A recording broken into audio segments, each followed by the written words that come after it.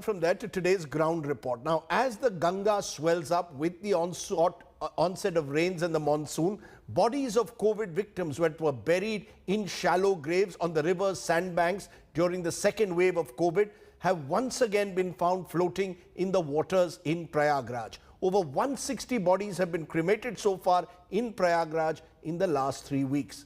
It's today's Ground Zero report.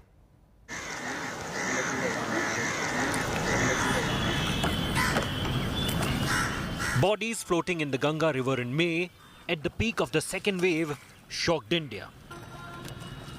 Those images are now coming back to haunt the Uttar Pradesh government.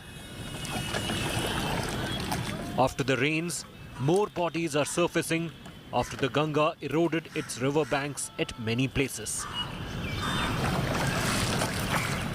As the pandemic raged, hundreds of people died and their bodies were hurriedly buried on the banks of the holy river. Now, these bodies have begun to emerge, floating on the swollen Ganga. In Prayagraj alone, 160 bodies found on the river banks were cremated in the last 3 weeks. यहाँ नगर निगम तरफ से team लगी हुई है, NDRF की team भी लगी हुई है, तब से ये सब बंद हो गया है। अब जो पहले गड़ी हुई लाश है, जैसे कटान लगा है, वहाँ से निकल के आ रही हूँ, वही बह के गई हैं 1-2 लाश। The exposure from the bodies is a concern for city authorities. Teams have been deployed to cremate the bodies at the Fafa Mau Ghat in Prayagraj.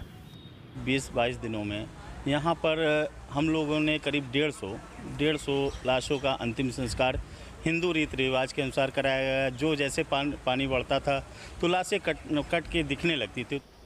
For the UP government, which has been under fire for its handling of the second wave of COVID, the flooded Ganga has brought more woes. With Santosh Kumar in Prayagraj, Bureau Report, India Today. How long will the UP government live in denial on the bodies that have floated down the Ganga? Let's turn from there to our Get Real India story.